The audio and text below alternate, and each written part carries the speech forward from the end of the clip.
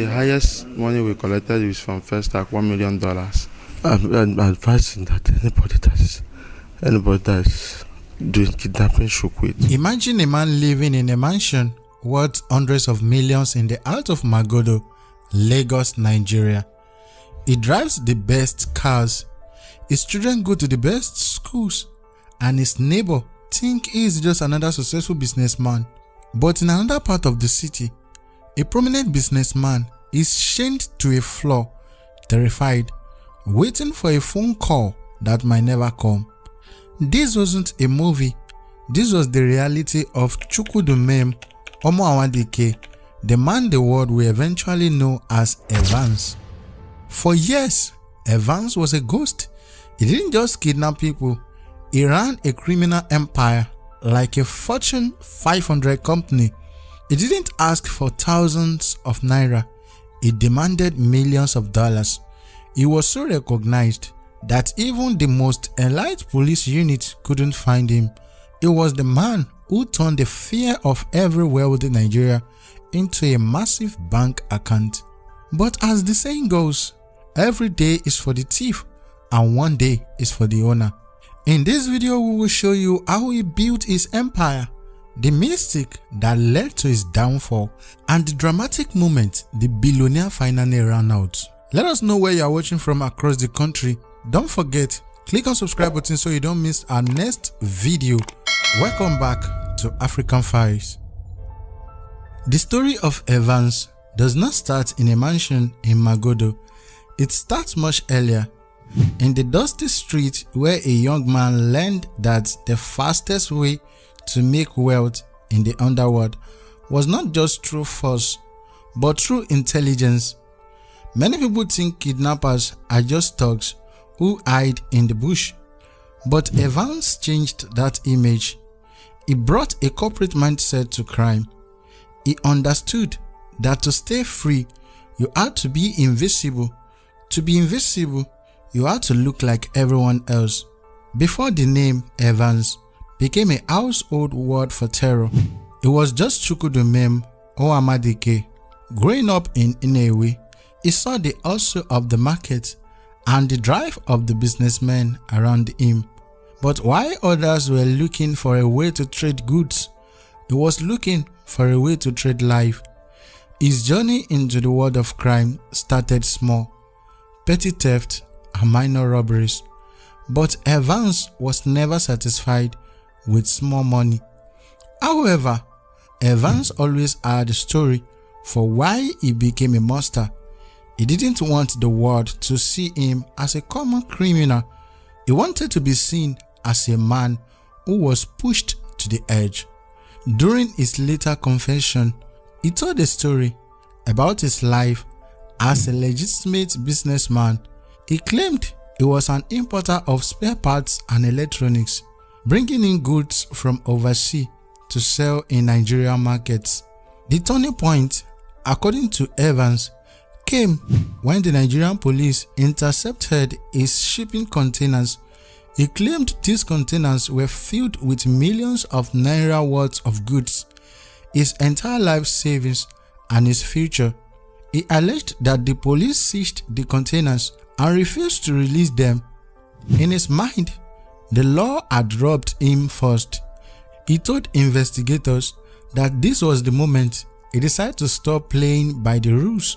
He said the system pushed him to the wall, and since the police had taken his business, he would start a new business that the police couldn't touch. While many see this as just an excuse to justify his evil actions, it explains the deep hatred he had for the authorities and his obsession with recovering his wealth. He didn't just want to be comfortable, he wanted to be so rich that no one could ever take anything from him again. By the early 2010, he had graduated from small-time robbery to organized kidnapping. But even then, he wasn't like the others. Most kidnappers would pick someone up on the street, hold them for 2 days, take a few thousands of naira and run. EVANS saw the weakness in that plan. He realized that the more time you spent on the street, the more likely you were to get caught. He decided that he was going to risk his life. It had to be for life-changing money. He didn't want naira, he wanted dollars. Let's talk about the logistics. This is where Evans became a professional. He didn't just wake up to people and point a gun. He ran a surveillance team that was better than some private security firms. He would spend weeks, sometimes months, studying a target. He knew what time they left for work, which route they took, where their children went to school, and even what kind of security they carried. He looked for the big fish, that their lives were worth more than any amount of money. One of the most chilling part of the Evans operation was his holding houses. He didn't keep his victim in the forest where mosquitoes and rain would make them sick. He kept them in regular houses in nice neighborhoods like Igando. He would rent a house, pay for 2 years in advance, and tell the neighbors he was a businessman who traveled a lot. Inside those houses, he built secret rooms. The victims were kept in chains, sometimes for 6 or 7 months. Just think about that for a second. While people were walking their dogs or going to work outside, a man was chained to a bed just a few feet away, and nobody knew. This was the level of secrecy Evans maintained. He was a master of the double life. In Magodo, he was a loving father and a quiet neighbor. In Igando, he was a cold-blooded jailer. The way he collected ransom was also a masterclass in criminal strategy. He didn't use bank account. He used a complex system of drop zone. He would make the family of a victim drive for hours, changing directions at the last minute, making sure no police car were following. He would demand that the money be dropped in a specific bag at specific spots. And the most famous part of his demand, the currency. Evans is perhaps the only kidnapper in Nigerian history who consistently demanded ransom in millions of US dollars. He understood that the naira was volatile. He wanted the stability of the greenback. When he told a family that he wanted $1 million, he meant it. He wouldn't negotiate down to a few thousand. He was patient. He would keep a victim for half a year just to wait for the family to gather the full amount. He knew that the longer he held them, the more desperate the family would become. But how did he stay under the radar for so long? The answer is simple. He didn't just trust anyone, even within his own gang. He operated on a need-to-know basis. The guys who did the snatching didn't know where the holding house was. The guys at the holding house didn't know who the victims were. Evans was the only one who saw the whole map. He used different phone lines for every victim, sometimes using up to 10 or 15 SIM cards for a single operation. He would call the family, giving an instruction, and then destroy the SIM card immediately. As the year went by, his confidence grew. He started to believe he was untouchable. He bought a house in Ghana. He invested in properties in Lagos and lived a life of extreme luxury. His mansion in Magodo was a fortress of gold and expensive marble. He had the best electronics, the finest clothes, and a fleet of cars that would make a billionaire jealous. He told his wife he was a spare parts dealer. He told his children he was a successful importer. And for a long time, everyone believed him.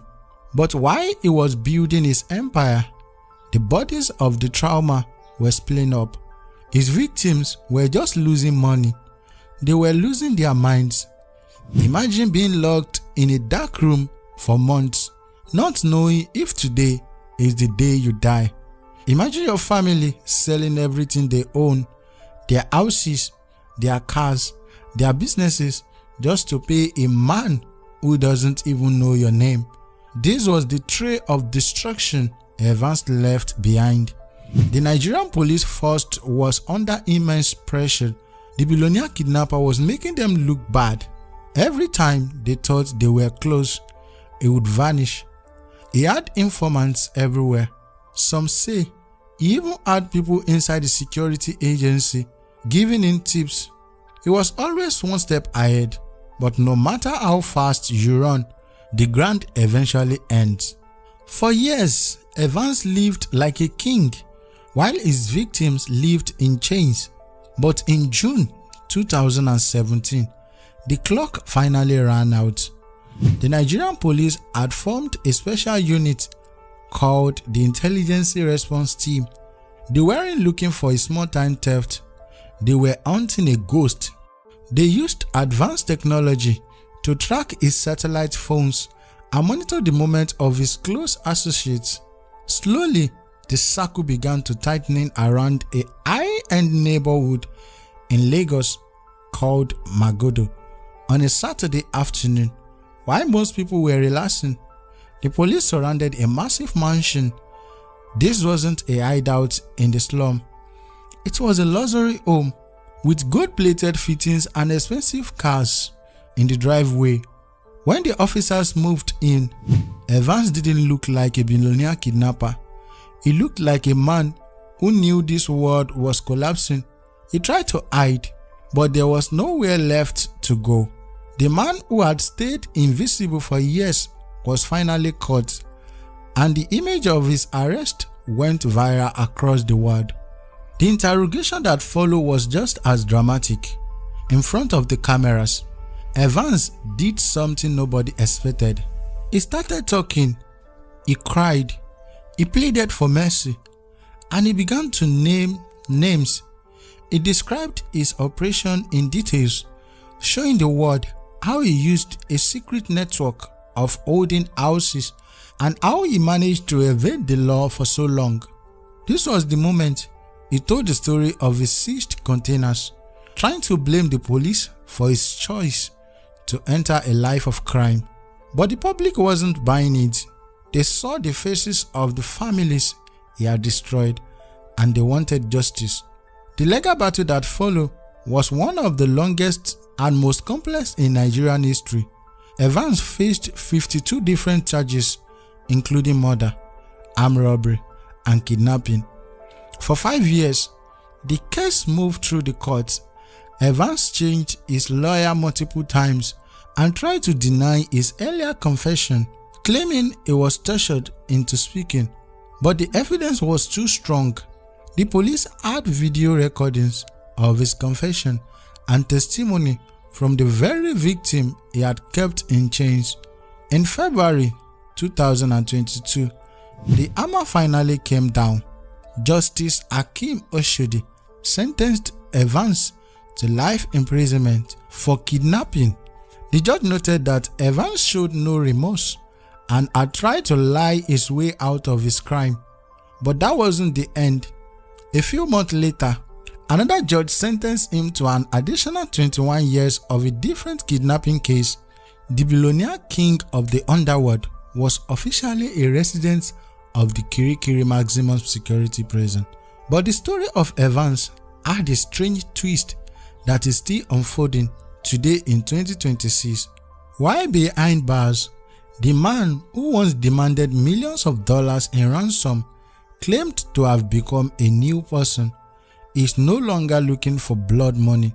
Instead, he has gone back to school through a government program. Evans earned a teaching diploma in economics. Today, the most notorious kidnapper in Nigeria is actually a teacher inside the prison, instructing other inmates in the classroom. In early 2025 and continuing into 2026, Evans began a new legal strategy. He is asking for a plea bargain. He told the courts that he has truly repented and is now a changed man. He even offered to forfeit 14 brand new trucks and other luxury assets to the government so the money could be used to compensate the victims. He is begging for mercy, arguing that his new education shouldn't go waste behind bars. However, law is not finished with him yet. Even as he claimed to be a reformed teacher, he was recently brought back to court for fresh charges, this time for the alleged murder of 2 police officers during one of his old operations while he sits in his cell at Kirikiri. The debate continues across Nigeria. Some people wonder if a man like Evans can truly change, while others believe that no amount of teaching or forfeited trucks can ever pay back the lives he ruined.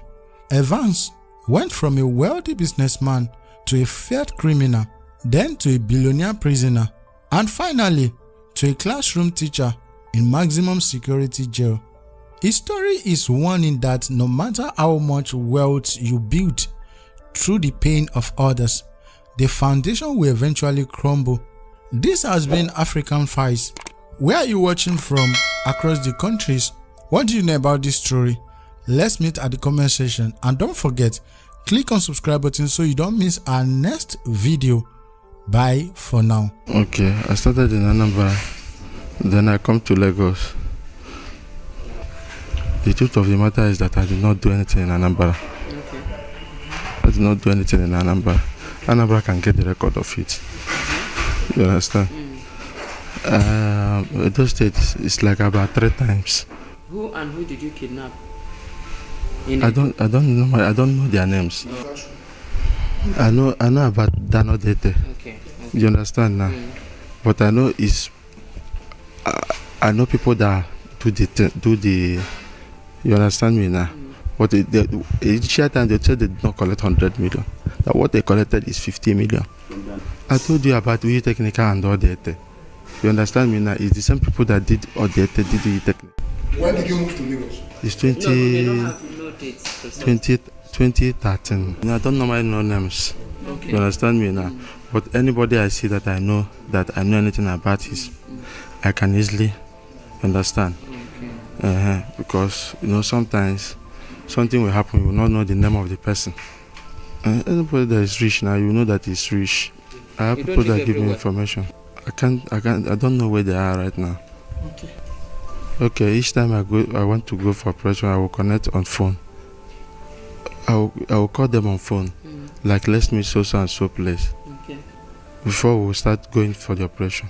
I know get army uniform. You understand? I know get army uniform. Like how many of you normally go for the operation? 3 or 4. When we get there, we'll carry the man and put inside motor and go. No, it's not inside the house. It's maybe around the road. So you wait for your victims to come out. Yes. Okay, the highest money we collected is from First Tag, $1 million. From somebody even in First Tag. It's just because maybe they are wasting time. You understand?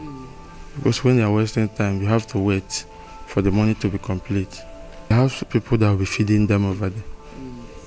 They have some people there that will be feeding them. How many hideouts do you have? Their names. Just one. Where? It's around the Egondo area. Was it rented apartment or you built the place? Rented apartment. Okay. The name of the boys is Uche. And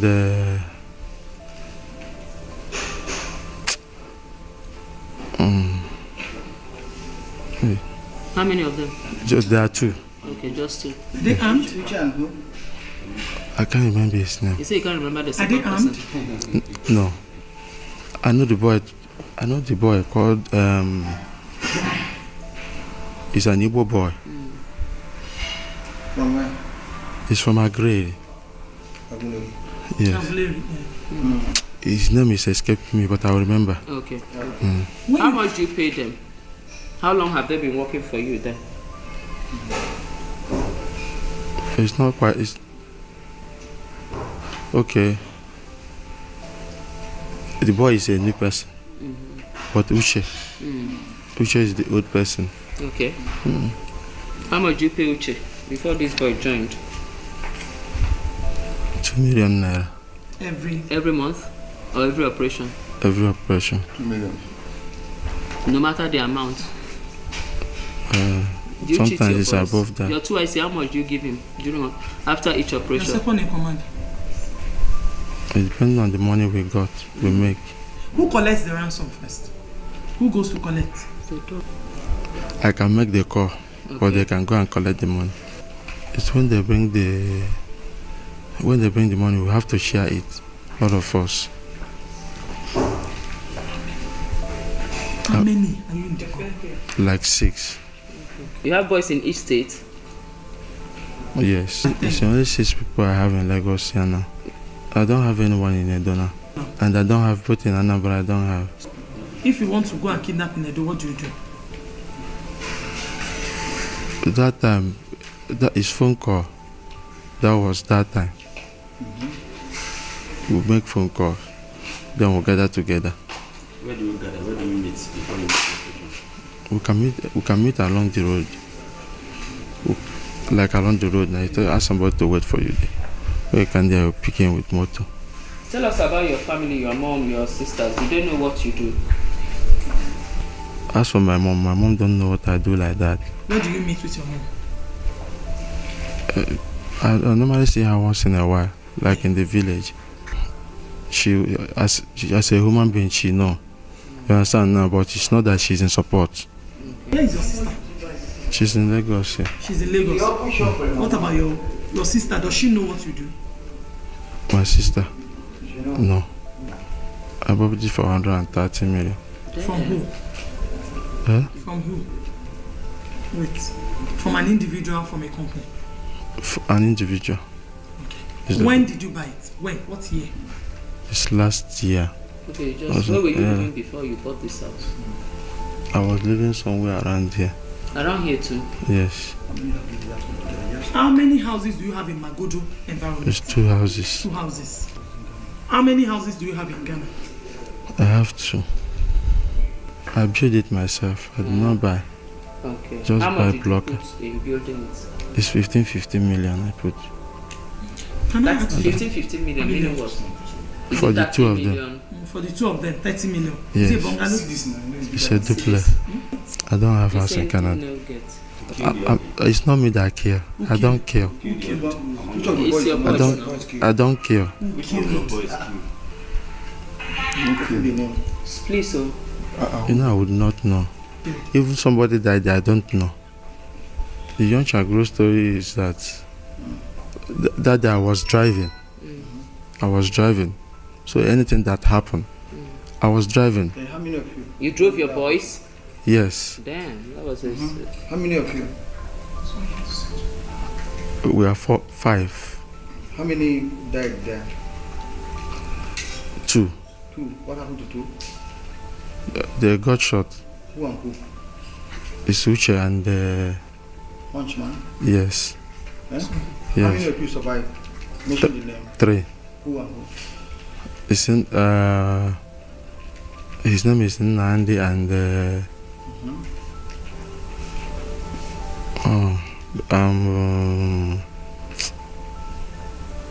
they're calling him.